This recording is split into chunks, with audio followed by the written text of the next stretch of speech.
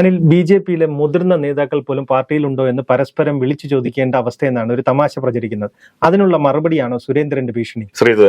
സുരേന്ദ്രന്റെ ഭീഷണി അത് മാത്രമല്ല, ആകെ മൊത്തത്തിൽ ഒരു സമ്മർദ്ദത്തിൽപ്പെട്ട അവസ്ഥയാണ്. ബി.ജെ.പി സംസ്ഥാന നേതൃത്വം ഒന്നാകെ നമുക്കറിയാമല്ലോ, വിട്ടുപോകുന്നു എന്നുള്ളത് മാത്രമല്ല, പാലക്കാട് വോട്ട് വിഹിതം കുറഞ്ഞതും അടക്കമുള്ള ഒരുപാട് പ്രശ്നങ്ങളുണ്ട്. പക്ഷെ അതേസമയം നമ്മൾ ആലോചിക്കേണ്ട ഒരു കാര്യം, സുരേന്ദ്രനെ പോലൊരു നേതാവ് 3-4 ദിവസത്തെ ഭീഷണി അദ്ദേഹം തന്നെ പറയുന്നുണ്ട്. 3-4 ദിവസമായിട്ട് കൊടുക്കുന്ന വാർത്തകൾ എന്ന് പറയുന്നുണ്ട്. ഈ വാർത്തകളുടെ പേരിൽ ഇത്ര കണ്ട് അസ്വസ്ഥപ്പെടുന്നത് ഒട്ടും യുക്തിസഹമല്ല. അതിന്റെ കാരണം എന്ന് പറയുന്നത്, ഇത്തരം ഈ മാധ്യമങ്ങൾ, പ്രത്യേകിച്ച് ചാനലുകളുടെ ഒരു പരിലാളന ഏറ്റ് തന്നെ വന്നൊരു നേതാവാണ് സുരേന്ദ്രൻ എന്ന് പറയാം. സുരേന്ദ്രൻ അനർഹമായി ആരെങ്കിലും കൊടുത്തു എന്നല്ല ഞാൻ പറയുന്നത്. പക്ഷേ അത്രത്തോളം സ്വീകാര്യനായിരുന്നു സുരേന്ദ്രൻ. ബി.ജെ.പിക്ക് എത്ര കണ്ട സ്വീകാര്യത ഒന്നും ഇല്ലാതിരുന്ന കാലത്ത്, ഏകദേശം ഒരു കൃത്യമായി പറഞ്ഞ 2000-ന്റെ ആദ്യ പകുതിയിൽ ബി.ജെ.പിയിൽ ഒരു യുവ മുഖമായിട്ട് ഉയർന്നു വന്ന ഒരു നേതാവാണ് സുരേന്ദ്രൻ. അന്ന് യുവമോർച്ചയുടെ സംസ്ഥാന അധ്യക്ഷനായിട്ടായിരുന്നു.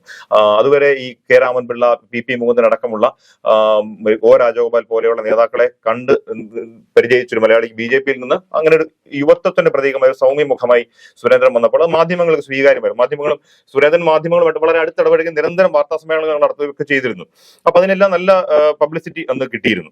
മാത്രമല്ല മറ്റൊരു കാര്യമുള്ള, അന്ന് ഈ CPM-ലെ ഔദ്യോഗിക പക്ഷത്തിനെതിരെ V.S. അച്യുതാനന്ദൻ പട നയിക്കുമ്പോൾ V.S. അച്യുതാനന്ദൻ ചില ജനപക്ഷ ഇടപെടലുകൾ എന്ന് പറയാവുന്ന ചില കാര്യങ്ങളിലൊക്കെ അതിന്റെ മറ്റൊരു പക്ഷത്ത് നിന്നുകൊണ്ട് അതിന്റെ കണ്ടിന്യൂഷൻ പോലെ, തുടർച്ച പോലെയൊക്കെ പ്രവർത്തിക്കാനും സുരേന്ദ്രൻ ശ്രദ്ധിച്ചിരുന്നു. പ്രത്യേകിച്ച് മൂന്നാർ കയ്യേറ്റ ഒഴിപ്പിക്കൽ പോലുള്ള ദൗത്യങ്ങൾ V.S. അച്യുതാനന്ദൻ ഒരു ഭാഗത്ത് നടത്തുമ്പോൾ സുരേന്ദ്രൻ അതിന് മറുഭാഗത്ത് മറ്റു ചില അതുമായി ബന്ധപ്പെട്ട ചില ആരോപണങ്ങൾ ഉയർത്തിയിട്ടുണ്ട്. ഉദാഹരണത്തിന് പറഞ്ഞാൽ, മമ്മൂട്ടിക്ക് അവിടെ ഭൂമിയുണ്ട്, കയ്യേറ്റ ഭൂമിയാണ് എന്ന് ആരോപിച്ച് രംഗത്ത് വന്ന ആൾ സുരേന്ദ്രനാണ്. അപ്പൊ അങ്ങനെ അത് V.S. അച്യുതാനന്ദന് പറയാൻ കഴിയാത്ത കാര്യമാണ്. അതുപോലെ V.S. അച്യുതാനന്ദൻ ഏറ്റെടുത്ത് സ്വരം നയിച്ച കോവളം കൊട്ടാരം സംരക്ഷിക്കാനുള്ള പരിശ്രമങ്ങളിലൊക്കെ ഒരു പക്ഷത്ത് മറ്റൊരു വശത്തൂടെ സമരവുമായിട്ടൊക്കെ സുരേന്ദ്രൻ ഇറങ്ങുകയൊക്കെ ചെയ്തിട്ടുണ്ട്. B.J.P അങ്ങനെ സാധാരണ നാട്ടിലെ വലിയ ഈ പ്രശ്നങ്ങളിൽ ഇടപെടാറില്ല എന്ന് പറയുമ്പോൾ പോലും ഇത്തരം ചില കാര്യങ്ങളിൽ സുരേന്ദ്രൻ ഇടപെടൽ നടത്തിയിരുന്നു. മാത്രമല്ല CPM-ലെ ഔദ്യോഗിക നേതൃത്വം, കോടിയേരി ബാലകൃഷ്ണൻ, പിണറായി വിജയൻ അടക്കമുള്ള ഉൾപ്പെട്ട ചില വിവാദങ്ങളിലൊക്കെ വളരെ ശക്തമായ വെളിപ്പെടുത്തലുകളൊക്കെ നടത്തിക്കൊണ്ട് ആ വെളിപ്പെടുത്തലുകൾ വസ്തുത എത്ര കണ്ട് പുറത്തു കൊണ്ടുവരാൻ അദ്ദേഹത്തിന് കഴിഞ്ഞു എന്നുള്ളത് തർക്ക വിഷയമാണ്. എങ്കിൽ പോലും പ്രത്യേകിച്ച് ബിനീഷ് കോടിയേരി ഉൾപ്പെട്ട ചില വിഷയങ്ങളിലൊക്കെ വലിയ വെളിപ്പെടുത്തലുകളാകട്ടെ സുരേന്ദ്രൻ വന്നു വരികയും അതൊരു വലിയൊരു സ്വീകാര്യത സമൂഹത്തിൽ ഉണ്ടാക്കിയത്. അങ്ങനെയാണ് യഥാർത്ഥത്തിൽ സുരേന്ദ്രൻ വരുന്നത്. അപ്പൊ അതിലെല്ലാം സുരേന്ദ്രന് മികച്ച പിന്തുണ ഈ മാധ്യമങ്ങളുടെ ഭാഗത്തുനിന്ന് കിട്ടിയതാണ്. അങ്ങനെ ഒരു സ്വീകാര്യത അവിടെ ഉണ്ടാക്കി കൊടുക്കുന്നതിന്റെ പേരിൽ ഈ മാധ്യമങ്ങളൊക്കെ പഴി കേൾക്കുകയും ചെയ്യുന്നുണ്ട്, ഇടതുപക്ഷത്തൊന്നും പറ്റുമൊക്കെ ആയിട്ട്. അപ്പൊ അങ്ങനെയെല്ലാം വന്നിട്ട് ഒരു സുരേന്ദ്രൻ മാധ്യമങ്ങളെ ഇങ്ങനെ മൊത്തത്തിൽ ശത്രുപക്ഷം നിർത്തിക്കൊണ്ട് ഒരു ഭീഷണിയുടെ സ്വരമല്ല, അത് ഭീഷണി തന്നെയാണ്, കൈകാര്യം ചെയ്യും, നല്ല നിലയിൽ കൈകാര്യം ചെയ്യുന്നതാണ് സുരേന്ദ്രൻ പറയുന്നത്. അപ്പൊ അതിലാണ് ഒരു അസ്വാഭാവികത ഞാൻ നോക്കിയിട്ട് കാണുന്നത്. അങ്ങനെ നോക്കിയാൽ ഇവിടുത്തെ CPM-ഉം കോൺഗ്രസും അടക്കമുള്ള പ്രധാന രാഷ്ട്രീയ കക്ഷികളൊക്കെ അവരുടെ നേതാക്കളൊക്കെ എത്ര കണ്ട് വേട്ടയാടലുകൾ നേരിട്ടിട്ടുണ്ട്, അത് ഏതെല്ലാം വിഷയങ്ങളിൽ ഉണ്ടായിട്ടുണ്ടെന്നുള്ളത്. അപ്പൊ സുരേന്ദ്രൻ തന്നെ പറഞ്ഞാൽ 3-4 ദിവസത്തെ ഒരു പ്രകോപനത്തിന്റെ പേരിൽ, അല്ലെങ്കിൽ വാർത്തകൾ എതിരായതിന്റെ പേരിൽ ഇത്ര കണ്ട് പ്രകോപിതനാവുന്നത് നല്ലതല്ല, ഒരു ജനകീയ മുഖം എന്നുള്ള മുഖത്തിന് നല്ലതല്ല എന്നുള്ളതാണ് എനിക്കത് കേട്ടപ്പോൾ തന്നെ തോന്നിയത്. ഈ സുരേന്ദ്രന്റെ പ്രകോപനം വരാനുള്ള ഒരു പ്രധാന കാരണമുണ്ട്. കാരണം കുറച്ചുനാൾ മുമ്പ് വരെ രാഷ്ട്രീയ കേരളത്തിലെല്ലാം ചർച്ച കോൺഗ്രസിൽ നിന്ന് മുതിർന്ന നേതാക്കൾ BJP-യിലേക്ക് വരുന്നു. അതിൽ വലിയ പേരുകൾ ഉണ്ടായിരുന്നു, ശശി തരൂർ, K മുരളീധരൻ, അങ്ങനെയെല്ലാം പോകുന്നു. പക്ഷെ എന്നാൽ ഇപ്പോൾ എല്ലാ രാഷ്ട്രീയ സാഹചര്യം മൊത്തം മാറി. BJP-യിൽ നിന്ന് ആൾക്കാർ അങ്ങോട്ട് പൊക്കോണ്ടിരിക്കുന്നു, ഏത് നിമിഷവും പോകുന്ന അവസ്ഥ. അതിൽ ആദ്യത്തെ പേര് സന്ദീപ് വാര്യർ ഒരു വലിയൊരു നേതാവായതുകൊണ്ട് ഒരു സംസ്ഥാന തലത്തിലൊരു പ്രൊഫൈലുള്ള നേതാവൊന്നുമായിട്ട് എല്ലാവരും കണക്കാക്കിയിട്ടുണ്ടെങ്കിൽ സംശയമുണ്ട്. അങ്ങനെയൊന്നും ആയിരുന്നില്ല. പക്ഷെ സന്ദീപ് വാര്യര് വരുന്ന ഒരു സാഹചര്യം, ആ ഒരു തെരഞ്ഞെടുപ്പിന്റെ പടിക്കലെത്തി നിൽക്കുന്ന ഒരു സമയത്ത്, അത് പാലക്കാട് അയാളുടെ സ്വന്തം സ്ഥലത്ത് ഒരു തെരഞ്ഞെടുപ്പ് നടക്കുമ്പോൾ എന്നുള്ളതൊക്കെ ഒരു അനുകൂല ഘടകമായി, സന്ദീപിന് അനുകൂല ഘടകമായി മാറുകയാണ് ഉണ്ടായത്. പിന്നെ സന്ദീപിനെ കോൺഗ്രസിൽ എത്തിയ ശേഷമാണ് സന്ദീപിന്റെ പ്രൊഫൈൽ ഉയർന്നത് എന്നുകൂടി പറയാം. BJP-യിൽ നിന്ന് സന്ദീപ് അല്ല കോൺഗ്രസിൽ എത്തിയപ്പോൾ പ്രത്യേകിച്ച് കോൺഗ്രസ്സുകാർ സന്ദീപിന് കൊടുത്തൊരു സ്വീകരണം, അത് വളരെ വലിയൊരു സംസ്ഥാന തലത്തിൽ ഒരു ചലനം ഉണ്ടാക്കാൻ, ഈവൻ ഈ നമ്മുടെ തിരുവനന്തപുരത്ത് പേരൂർക്കടയും മറ്റു ജംഗ്ഷനുകളിലൊക്കെ സന്ദീപ് വാര്യർക്ക് സ്വാഗതം ഓതിക്കൊണ്ടുള്ള കോൺഗ്രസിന്റെ ബോർഡുകൾ, ഫ്ലെക്സുകളൊക്കെ കാണാം.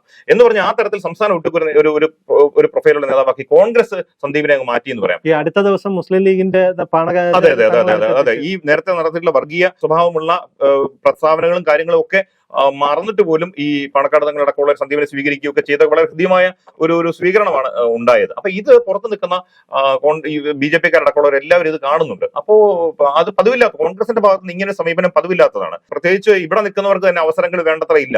അപ്പൊ ഇനി പുറത്തുനിന്ന് ആരും വരണ്ട എന്ന ഒരു നിലപാടെടുക്കുന്ന കോൺഗ്രസ്സുകാരുള്ള സമയത്ത് അത് VD സതീശനും K സുധാകരനും കൂടി എടുത്ത ഇനിഷ്യേറ്റീവിനെ പാർട്ടി ഒന്നടങ്കം അങ്ങനെ കൂടെ നിന്നുള്ള ഒരു പതിവില്ലാത്തൊരു അസാധാരണമായ ഒരു നീക്കമായിരുന്നു അത്. അപ്പൊ അത് കാണുന്ന BJP-ക്കാർക്ക് തീർച്ചയായിട്ടും ഇവിടെ ഒരു ഭാവി ഉണ്ടെങ്കിൽ, എല്ലാവരും പാർലമെന്ററി വ്യാമോഹങ്ങൾക്ക് അടിപ്പെട്ട് തന്നെയാണ്, അല്ലാതെ ആരും ജനസേവനം ലക്ഷ്യമാക്കിയാണ് ആരും പാർട്ടി മാറുന്നത് നമുക്ക് ഈ കാലത്ത് കരുതാൻ കഴിയില്ല.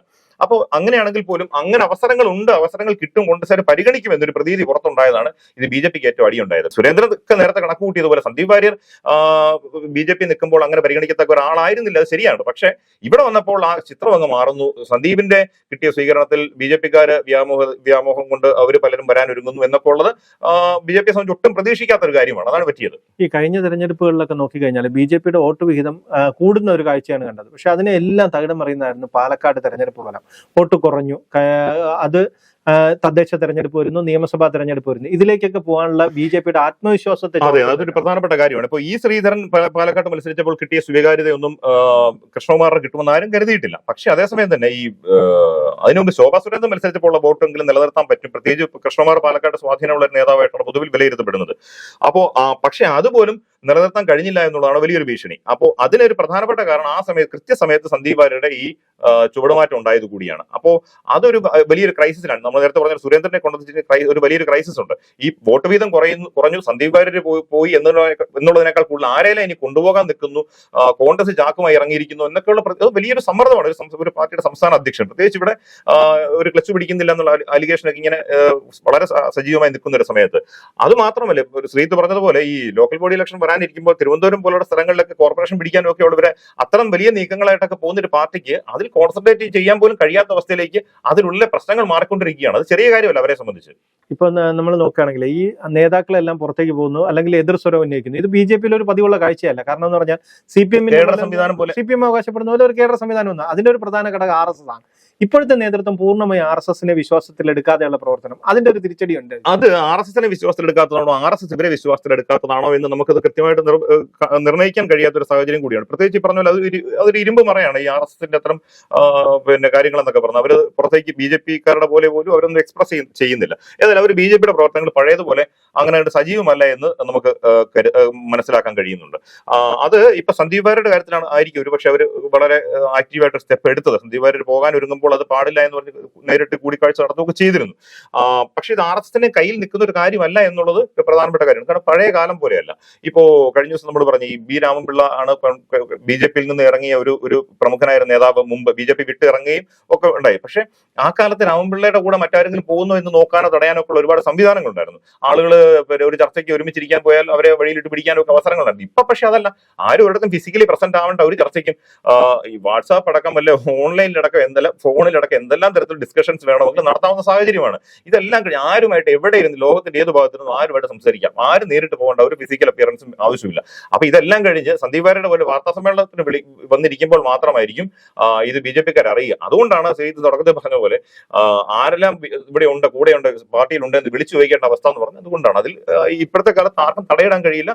അതിലോട്ട് അങ്ങനെ അവർ ആശങ്കപ്പെടുന്നതിൽ ഒരു അതിശയവുമില്ല എന്ന് തന്നെയാണ് ഈ ഘട്ടത്തിൽ പറയാൻ കഴിയും. ഏതായാലും വരുന്ന ഒരാഴ്ചക്കുള്ളിൽ ഈ ചിത്രം വ്യക്തമാകും. കാരണം ഇത് ഇങ്ങനെ വളരെ സജീവമായിട്ട് സ്പെക്കുലേഷൻസ് ഇങ്ങനെ പ്രചരിക്കുക, വെറും സ്പെക്കുലേഷൻ അല്ല, കോൺഗ്രസ് അതിനുവേണ്ടി സജീവമായിട്ട് നിൽക്കുന്നുണ്ട്. മുമ്പ് എങ്ങും ഇല്ലാത്തതുപോലെ അവർക്ക് വേണ്ടി ചുവപ്പ് പരവതാനി വിരിച്ച് തന്നെ കോൺഗ്രസ് നിൽക്കുകയാണ് എന്നുള്ളത് ചെറിയ കാര്യമല്ല. കേരളത്തിൽ മുമ്പ് ഇന്നത്തെ കോൺഗ്രസ് നാളത്തെ BJP എന്ന് പറഞ്ഞത് നേരെ തിരിഞ്ഞു വരുന്നത് കേരളത്തിൽ എന്നുള്ളതാണ് ഇവിടുത്തെ നേതൃത്വം നേരിടുന്ന ഏറ്റവും വലിയ പ്രതിസന്ധി.